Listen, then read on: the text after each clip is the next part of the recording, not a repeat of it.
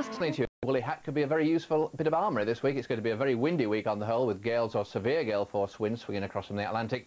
And accompanying those strong winds will be belts of heavy rain for all of us as well. So quite a lively week to say the least, very boisterous. But generally speaking, the winds are never going to be more than westerlies, so I think it is going to be on the mild side generally for this time of the year. But of course, when the winds are strong, it can feel a bit chilly perhaps. Now there could be a touch of frost coming up tonight, but the main thing about tonight's weather is going to be very fierce winds up in the north, west to northwesterly, damaging gusts coming in at that time. But in the shelter of the wind later in that, there could be a touch of frost. Indeed, there could be further south as well. But with so much wind around for much of this week, it does mean to say that frost is going to be very limited indeed. Often windy and still some showers keeping going into the nighttime periods.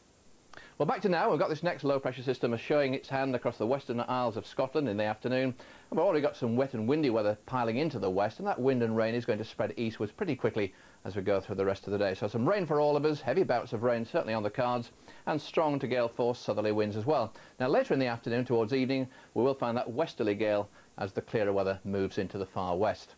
Temperatures aren't too bad on the face of it. It must feel pretty chilly, I would think, as those winds begin to strengthen. So it's this northern half of the UK tonight, this evening into the early part of the night really, where we could see some quite damaging winds, but it's the north and west of Scotland probably seeing the worst of it. Further south, as the rain band clears away, well, things will get very much quieter. But only briefly, because tomorrow we've got the next system coming in, which means to say after a bright start in the east, it'll get wet and pretty stormy once again.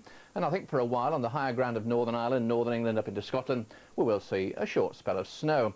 Mainly rain though, and temperatures again looking pretty respectable despite the strength of those winds. I think on Monday we'll find clearer showery weather will whistle in behind that band of rain, so things will change during the second half of the day. Hardly surprising on Tuesday then, yet another band of rain. The risk of flooding is certainly there this week, especially over western parts when the rain does set in. So we're going to find again on Tuesday a belt of rain swinging eastwards across the whole country, again in turn followed by these strong to gale force westerly winds and some pretty squally showers following as well. A bit of a change from Wednesday onwards. I think the high pressure perhaps just having some influence in the south, but as you can see, lots of ice about, so lots of wind again. And it's across the north where we're going to stay pretty wet. The north and west of Scotland, parts of Northern Ireland too, we'll see a lot of cloud on Wednesday with outbreaks of rain. Further south, a good deal of fine and bright weather.